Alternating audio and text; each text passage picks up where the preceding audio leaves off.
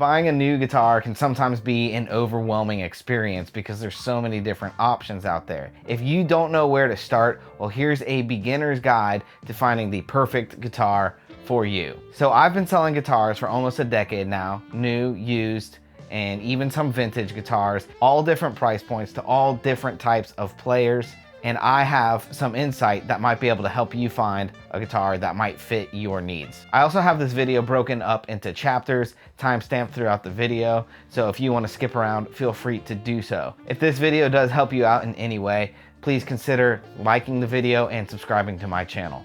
Thanks. The first thing that I'm going to recommend when looking for a new guitar is to consider the price point that you're trying to stay in, because guitars can range from $100 all the way to extreme amounts of money, several thousands of dollars, and some of the vintage ones even more. Now, if you're a beginner just getting into it, I would suggest trying to get a decent guitar, $500 or less. Don't put thousands of dollars into an instrument in case you decide not to stick with it, although I really do hope you do stick with it. That way you're not out a ton of money should you not stick with it for whatever reason. The imported guitars are typically cheaper guitars that you can get for $100 to $1,000. Some of the imports can go into the $1,000 range up to the $2,000 range, so keep that in mind. $500 or less for a first-time guitar is a perfect choice. Another thing to consider is a lot of guitar shops will take trade-ins. So you might want to look for a pre-owned guitar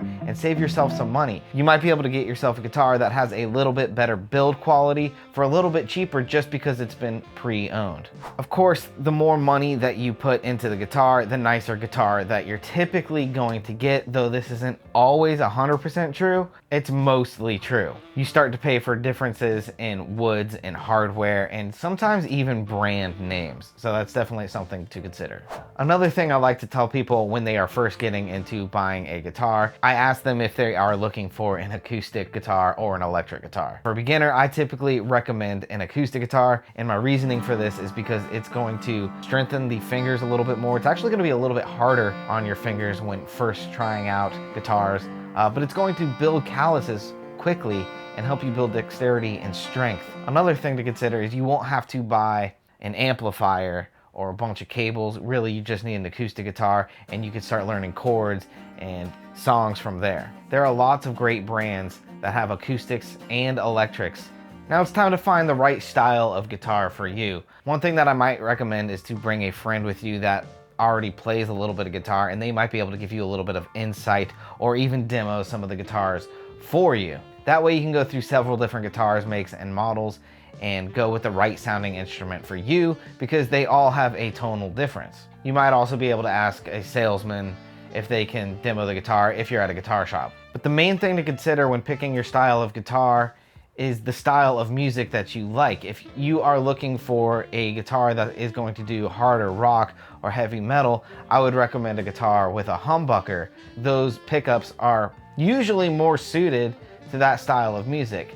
Not that you can't do that kind of music with a single coil. Guitars with a humbucker have a warmer low end, which sounds good with that kind of music. A single coil guitar would be found on a Telecaster or a Stratocaster and has a more twangy sound, typically used with blues and country or jazz. Although, again, you can use humbuckers on that kind of music as well. There's no rules, because if it sounds good, it sounds good. That being said, they are both two different sounding pickups, which give drastically different tones. Hardware is another thing to consider.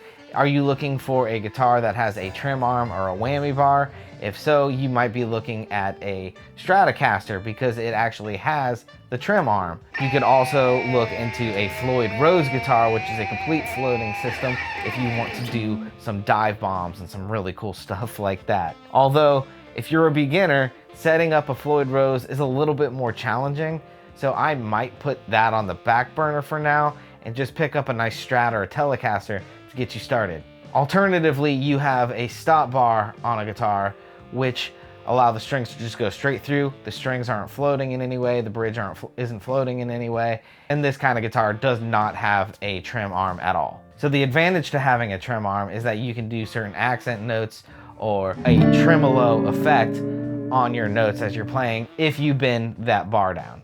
Let's talk about Tonewoods. Some of the best guitar players in the world believe that the type of wood on a guitar can change the sound of a guitar. This is a debatable topic between some. I personally believe that different woods do give different sounds, as it makes sense scientifically. Some people will argue you on this that there is no difference. In my experience, what I've noticed is that maple guitars have a brighter sound, rosewood guitars have a warmer sound. It's a more porous wood.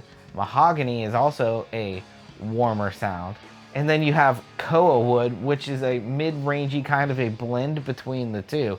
It has a really nice high range and a really nice warm tone to it. If you're just getting into it, I'm not sure that I would even worry about that too much.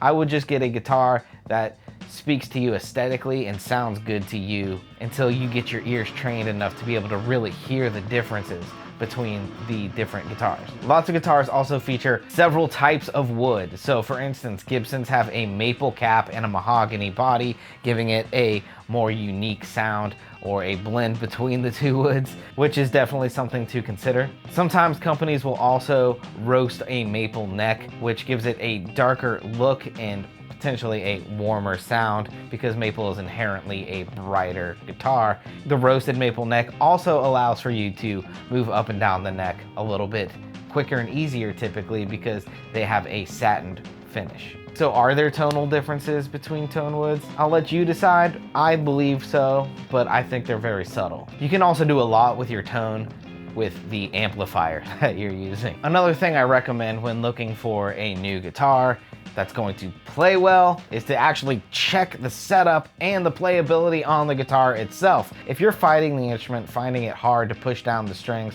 or the action is like a mile high off the neck, that guitar either needs a setup or is a guitar that you should completely pass on because you're going to be spending more time fighting the guitar than actually playing the guitar. And typically what's gonna happen is you just won't end up playing the guitar at all. You don't wanna waste your money on that guitar. Move along to a different guitar. However, a lot of guitar shops do have a luthier or a setup guy who can actually set your guitar up and make the playability the best that it can possibly be. Another thing to be on the lookout for is the guitar having correct intonation. That means that each note on the guitar is going to play true and in tune with itself, so that your E note open is going to sound like an E note also on the 12th fret. The last thing you want is for you to hit that E note, and then when you go to the 12th fret, which is also an E note, for that to be sharp or flat. You want to set that intonation perfectly. You'll definitely thank me later. Just ask a luthier or a local repair shop if they could set up the guitar for you so that you can actually play the guitar in its truest form. You want the guitar to be somewhat easy to play. Even if you're a beginner and you're learning and it's a little bit difficult at first, you don't want the guitar to be fighting against you. You really don't. One other note that I might recommend if you're a beginner is be wary of buying a guitar online. You might want to go into a local shop or to a friend's house where you can actually play a guitar and get the feel for it. You don't really necessarily know what you're looking for if you buy a guitar online and you're a first timer. Even if you are an experienced guitar player, a lot of us like to feel the guitar first and make sure that the guitar kind of vibes and speaks to us. Now, I can only speak for myself. That's just a personal opinion. Some people have no problem buying online. It typically helps me a lot to be able to feel and play the guitar at first because there's so much more than just the aesthetics of a guitar, though the looks are very important to me. I hope this video helps you out. It's been fun selling guitars over the years, and if you're wondering if you should buy an American-made guitar, well, check out this video that I have on the subject right here. By the way, if you really enjoyed this video, do me a huge solid, thumbs up this video and leave a subscribe to my page as I continue to grow this channel. It's been a ton of fun, and I'll see you guys over in that video. Peace out.